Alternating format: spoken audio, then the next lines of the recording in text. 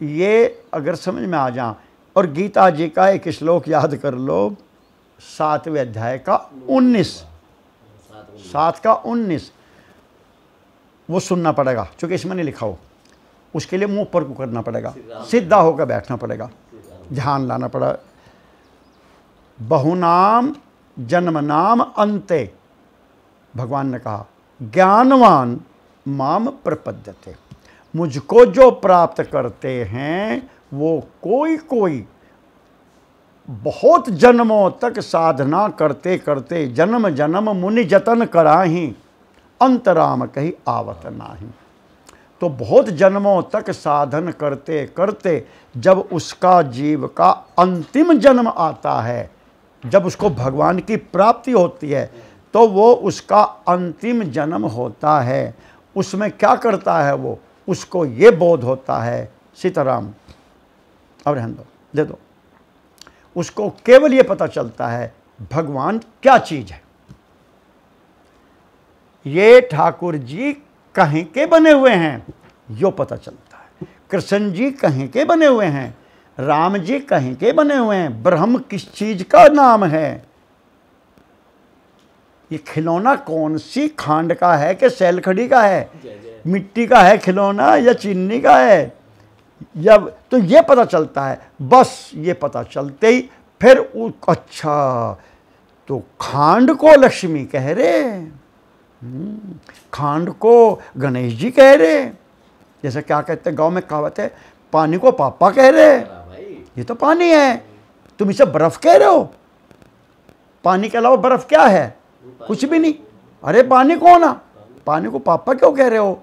तो तुम इस परम तत्व जिसका नाम पीछा है 2:11 में अद्वैत ज्ञान, तुम अद्वैत ज्ञान को ही ब्रह्म कह रहे, इसको ही परमात्मा, इसको ही राम कृष्ण हरि सभी से कह रहे तुम शिव। हाँ, वो आज समझ में आई बात। तो अब आई बात। तो बहुत जन्मों तक साधन करते करते बहुनाम जन्म नाम अंते ज्ञानवान, जिसको ज्ञान होता है परमात्मा का, वो क्या होता है, व्हाट इज भगवान, भगवान क्या है। देखो 2 बात होती हैं। नंबर 1, हु इज ममता, तो कहेंगे ममता तो वो है जो मकान नंबर उसमें रहती है और वो उसकी उनकी मम्मी है, उनकी पत्नी है, हाँ, ब्राह्मण है। अच्छा, हु इज सुरभि, सुरभि सेवाराम जी की पुत्र बधू है। अच्छा, सुरभि कौन सी है, कि वो है मंदिर के पास जिनका घर है, ऐसी है ऐसी है, उसका रूप बता देंगे। अच्छा, तो ये क्या बताया, कौन है। अब अगला इस सवाल पूछा मास्टर जी ने स्कूल में, पहले दिन प्रश्न किया, who is your father, sir my father is Shri Lalit Kumar Agarwal. और मास्टर ने कहा व्हाट इज योर फादर, बच्चा चुप, हाँ, what is Surabhi, what is Mamta, what is your father. अब हु इज में व्हाट इज में अंतर है कि नहीं है, व्हाट इज तुरंत अंतर है। हाँ, हु में तो नाम और रूप बता दिया, पता बता दिया। भगवान हैं, कहाँ रहते हैं, बैकुंठ में रहते हैं, गोलोक धाम में रहते हैं, साकेत धाम में रहते हैं, अयोध्या में अवतार होता है, 10,011 वर्ष रहते हैं, फिर चले जाते हैं। श्री कृष्ण कौन हैं, वो नंद के लड़के हैं, उस यशोदा के पुत्र हैं, वैसे वो एक्चुअली देवकी के पुत्र हैं और वसुदेव के पुत्र हैं। 125 वर्ष दुनिया में रहते हैं, फिर वो स्वधाम गमन कर जाते हैं। अच्छा, वो मुरली बजाते हैं, टांग टेढ़ी करते हैं, ऐसे बहुत बहुत खतरनाक चीज़ हैं, बड़े छलिया कपटिया हैं और वो बहुत ऊंची चीज़ हैं। ये कृष्ण जी हैं। हाँ, अब कोई पूछे व्हाट इज कृष्ण, कि बताया तो कि तो तुमने कृष्ण के नाम बताए, उसका रूप बताया, उनकी लीलाएं बताई, उसके सब गुण बताए, वो ऐसा है, वो ऐसा है, वो कृपालु है, वो अनुग्रह है, वो बहुत ऐसा है अपने भक्तों। हाँ, वो चीज़ क्या है, ये है व्हाट इज। तो वो है अद्वैत ज्ञान का वो बना हुआ है। तो बहुत जन्मों तक बहुनाम जन्म नाम अंते ज्ञानवान माम प्रपद्यते। फिर क्या ज्ञान हुआ, जब वो ज्ञान हो गया तो फिर पता चलता ओ वासुदेव सर्वम इति, बस स महात्मा सुदुर्लभ है। ऐसा महात्मा होना बहुत दुर्लभ है। चूँकि क्यों दुर्लभ है कि वो महात्मा फिर नहीं रहता, वो महात्मा नहीं होता, ऐसा मिलना ही मुश्किल है। वो फिर क्या हो जाता है, जानत तुम ही हो जाई। वो भगवान को जो जान जाता है तो वो फिर भगवान ही हो जाता है, ये भगवान कहते हैं। तो वासुदेव सर्वम इति, क्या है, सब कुछ वासुदेव है, सिय राम में सब जग जानी, जड़ चेतन जग जीव जत सकल राम में जान। किष्किंधा कांड के 3रे अध्याय दोहे में हनुमान जी पूछते हैं कि प्रभु अनन्य क्या होता है।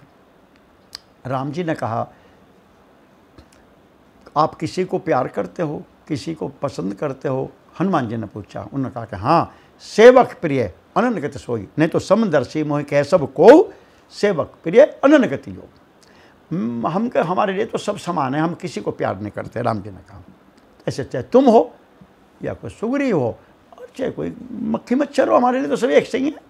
चूँकि सब मम प्रिय सब मम उपजाए, सब ये तो हमारे ही अंश हैं। तो कहने किसी से भी नहीं प्यार करते, कि करता हूँ किससे, सेवक प्रिय, मुझको अपना सेवक प्रिय है। तो उनका सेवक मायने, हनुमान जी ने पूछा, उनका सेवक प्रिय अनन्य गति सो, जिसको अनन्य गति होती है मेरी, मैं उसको सेवक मानता हूँ। अब हनुमान जी ने पूछा ये अनन्य गति क्या होता है, अनन्य कौन होता है। तो राम जी ने दोहा संख्या 3 में बताया, किष्किंधा कांड में हनुमान जी को जब सुग्रीव के लिए लेने आए थे तो उन्होंने बताया सुनो अनन्य की परिभाषा क्या है। सो अनन्य जाके असी मति न टरई हनुमंत। हनुमंत सुनो, अनन्य वो है जिसकी ऐसी बुद्धि कभी भी विचलित ना हो, जिसकी बुद्धि परमानेंट 100% इस बात पे, अगर नींद में भी कोई उससे पूछे तो उसको जब भी वही जवाब दे, बेहोशी में भी जवाब दे, कोमा में चला गया हो जब भी कोई पूछे उससे भगवान क्या होते हैं तो तब भी वही जवाब दे। वो क्या जवाब है, सो अनन्य जाके असी मति न टरई हनुमंत, जिसकी ऐसी मति माने सम्मित, जिसकी ऐसी समझ में कोई भेद ना आवे।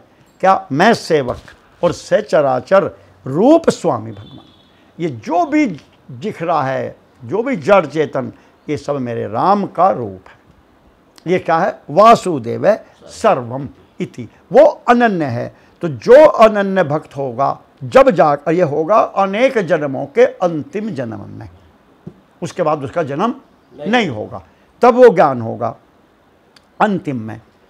किस, ये तो ओहो सब राम है, राम सब राम है, राम सब राम है, राम है, सब वासुदेव कृष्ण ही कृष्ण है, सब राम ही राम है, सब राम, बस उसके बाद वो भगवान में भगवान हो जाता है।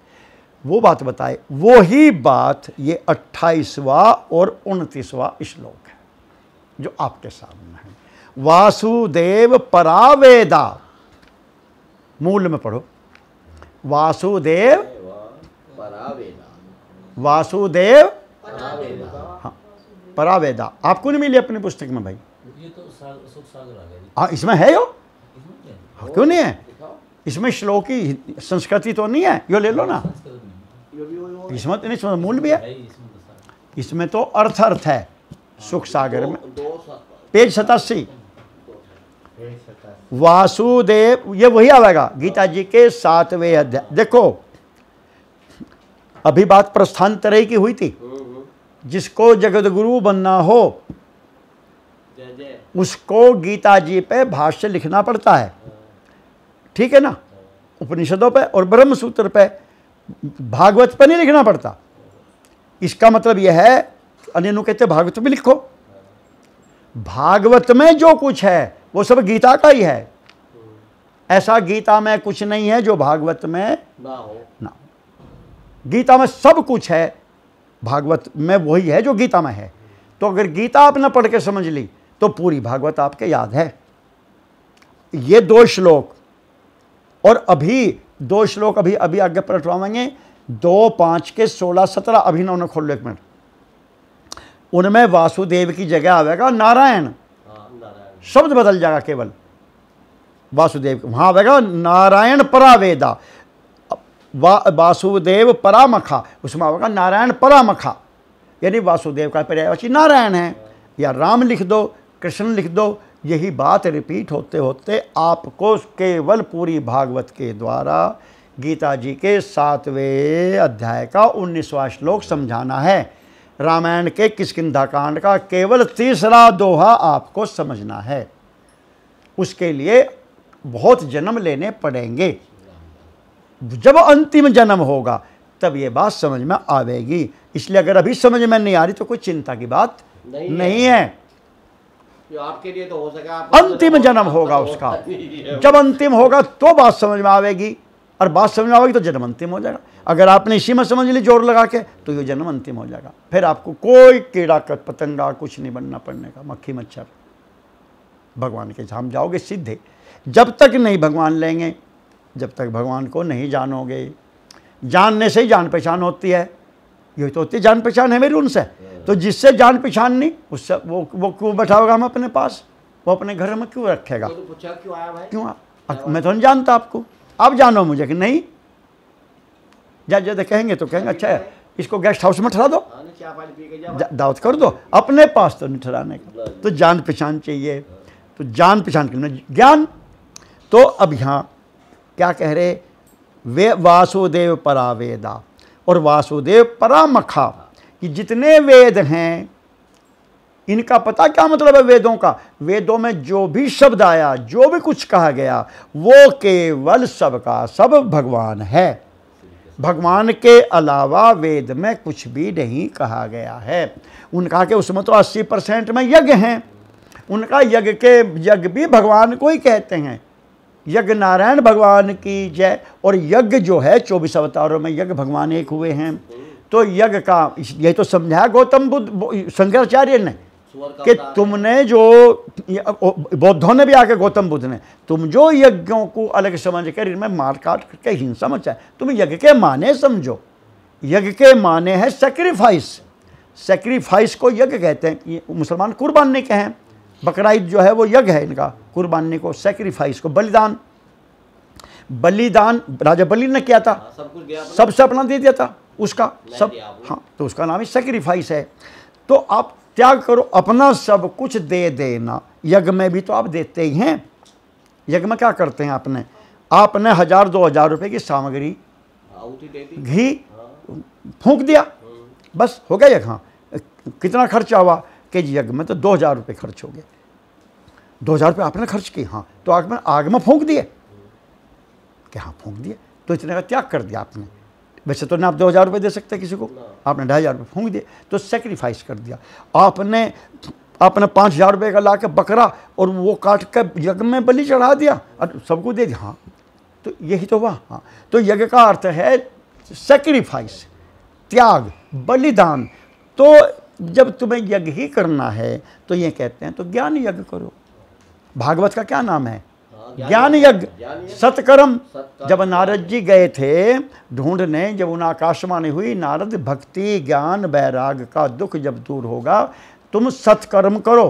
तो सत्कर्म पूछते पूछते गए तो बद्रीनाथ जा कर के भगवान सनकादि ने कहा अरे नारद जी सत्कर्म का मतलब ज्ञान यज्ञ। ज्ञान से यज्ञ करो, यानी ज्ञान का दान करो। तो भागवत में ये भी आया, उसमें ही आया जिसमें कन्यादान, अन्नदान आए ना, कि वो दान करना बहुत बड़ा है, उससे बड़ा और सबसे बड़ा अन्नदान है। और अन्नदान के समान ही कन्यादान भी बताया गया है। और फिर आखिर में आता और इससे भी बड़ा जो है वो ज्ञान दान।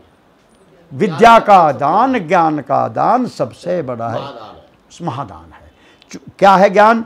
आपने एक व्यक्ति को ज्ञान का दान कर दिया, चाहे स्कूल का टीचर हो, प्राइमरी का, उस बच्चे को आपने अनपढ़ से वो बना दिया कि वो भारत का चीफ सेक्रेटरी बना, IAS बन के। तो ज्ञान का तो दान अगर मास्टर जी ना करते तो क्या कर लेता हूँ? कुछ भी नहीं करा था। आपने बताया था एक बार, किसकी बात? अपने पिताजी की या किसी की, कि स्कूल में जगपाल ने बताया, ठाकुर जगपाल सिंह ने बताया कि एक मास्टर जी थे, वो ठाकुर साहब थे। तो उनके स्कूल में और बच्चे आए पढ़ने, प्राइमरी स्कूल में, तो एक हरिजन का बच्चा भी आया बैकवर्ड। तो वो मास्टर था थोड़ा सा जातिवाद का, वो फैनेटिक हो जैसे उग्रवाद। तो वो मास्टर जी बोल रहा उसे, हाँ तू भी पढ़ेगा, तू भी कलेक्टर बनेगा, चला उसे पीट दिया, भगा दिया, वो पढ़ा ही नहीं। तो नहीं ज्ञान दान करा तो बेचारा मजदूरी रहा। अगर वो ज्ञान दान उसे कर देते तो हो सकता IAS होकर वो भी कुछ बनता। आगे जाता था। तो ज्ञान दान हुआ नहीं महादान। अब मान लो मास्टर ने क्यों नहीं करा, वो अलग बात रही। तो ज्ञान दान से बड़ा कोई दान नहीं। आप उसका जीवन बदल सकते हैं, उसको मुक्ति दे सकते हैं, भगवान के धाम भेज सकते हैं, भगवान से मिला सकते हैं, भगवान से उसकी भेंट हो जाएगी ज्ञान दान करने पे। तो आपने भगवान का दान कर दिया उसको। महाराष्ट्र में ये गोपियाँ कहती हैं, जब महाराष्ट्र में वो गोपी गीत गाती हैं तो वो कहते भूरिदा जना, जो आपकी इस भागवत कथा का, जो आपके गुणगान का, कृष्ण जी जो आपकी लीलाओं का गुणगान करते हैं, वे इस दुनिया के सबसे बड़े सबसे बड़े दानी हैं। भूरिदा जना, जो आपकी लीलाओं का, कथाओं का, लो एक मिनट दूसरा खंड खोलो। भूरिदा जना, जो आपकी उसका ज्ञान, 9वां श्लोक है। हाँ, गोपी गीत का 9वां श्लोक है। गोपी गीत होगा 29, 30, 32 में करीब। देखो 32 युगल गीत आ गए, युगल तो बाद में। हाँ, श्रवण मंगलम तप्त जीवनम, ये श्लोक है, बहुत प्रसिद्ध है। हाँ, कौन सा श्लोक होगा? 9वां श्लोक तो याद है गोपी गीत का। तब कथा अमृतम तप्त जीवनम कवि विरिंडितम। मुझे दे दो। कल्पमास। इतना बढ़िया श्लोक है, अपने नाम देखो, नोट कर रखा आपने। ये 9वां श्लोक है। गोपियाँ कहती हैं, हे कन्हैया, तव कथामृतम तप्त जीवनम, जिनके जीवन त्रय तापों से तप्त हो रहे हैं, दैहिक भौतिक तापों में जो जल रहे हैं ना, उनके लिए पता अमृत क्या है? तव कथा अमृत। आपकी कथा अमृत का काम करती है। तव कथामृतम तप्त जीवनम कविभिरीडितम कल्मषम पहम, सारे पापों को नष्ट कर देती है। बहुत लोग इसका गान करते हैं, गाया है। और श्रवण मंगलम, और ये श्रवण मात्र से कल्याण करती है। और श्रीमदादतम, ये भगवान और लक्ष्मी नारायण को भी दे देती है। और आगे भुवि गणंती ते, जो धरती पे आपकी कथा सुनाते हैं, गणंती लोगों को देते हैं। भुवि गणंती ते भूरिदा जना, वे सबसे बड़े महादानी हैं इस धरती पर। भूरिदा, अब हिंदी में आप पढ़ के सुना दो सर, बारीक अक्षर हैं। उनसे बड़ा दानी दुनिया में कोई नहीं। अन्न दान दे दिया, ये तो कोई भी दे देगा। कुत्तों के पास बहुत, आप देखो रोटियां पड़ी हुई हैं, कुत्ते सो रहे, रोटी पड़ी उसके पास, खाने को तैयार नहीं है। तो असली दान यह है। प्रभु, हाँ, तुम्हारी लीला कथा भी अमृत स्वरूप है। विरह से सताए हुए लोगों के लिए तो वह जीवन सर्वस्व ही है। हाँ, बड़े बड़े ज्ञानी महात्माओं, भक्त कवियों ने उसका गान किया है। वे सारे पाप ताप तो मिटाती ही हैं। हाँ, और साथ ही श्रवण मात्र से परम मंगल करने, परम कल्याण का दान भी करती है। सुनने मात्र से हो जाती है। वह परम सुंदर, परम मधुर और बहुत ही विस्तृत भी है। अब आएगा, जो तुम्हारी उस लीला कथा का गान करते हैं, हाँ, वास्तव में भूलोक में वे ही सबसे बड़े दाता हैं। पूरे भूलोक में सबसे बड़े दाता हैं, उनसे बड़ा कोई दाता नहीं है। हाँ, तो सबसे बड़ा दान क्या है? भगवान की कथा, माने भगवान, भगवान का ज्ञान। इनसे बड़ा दान दुनिया में नहीं है, सबसे बड़ा है। हाँ, तो अब ये कह रहे वासुदेव परा वेदा, तो सारे वेदों का क्या तात्पर्य है? वेदों में कुछ भी लिखा हो, यज्ञ लिखा हो, उनका इसका तो यज्ञ लिखा वासुदेव है। तो आगे कह रहे वासुदेव परामखा। अगर वेदों में 80% यज्ञ लिखे हुए हैं तो यज्ञ का मतलब समझते हो क्या है? भगवान। यज्ञ नारायण है। भगवान यज्ञ के रूप में स्वयं अग्नि प्रकट होकर के सारी आहुति भगवान ने लिखा, मैं ग्रहण करता हूँ। तो भगवान जब यज्ञ का रूप भगवान है, तो क्या आप भगवान को ये मांस बलि बकरे ये खिलाओगे? नहीं। तो क्या भगवान को भूख लग रही है जो आप उसको ये खिला रहे हो? तो भगवान को क्या जरूरत है? सबसे पहले भगवान को अगर आवश्यकता है, अगर आप भगवान को कुछ सेक्रीफाइस करना चाहते हो, कुछ आहुति देना चाहते हो किसी के प्रति भी वो दो जो उसको सबसे ज़्यादा प्रिय चीज़ है। अब बताओ दुनिया में सबको सबसे ज़्यादा प्रिय क्या चीज़ है? अपना आत्मा, अपना मैं, अपना इससे भी प्रिय चीज़ है भक्ति। सबसे प्रिय एक चीज़ है हर एक को,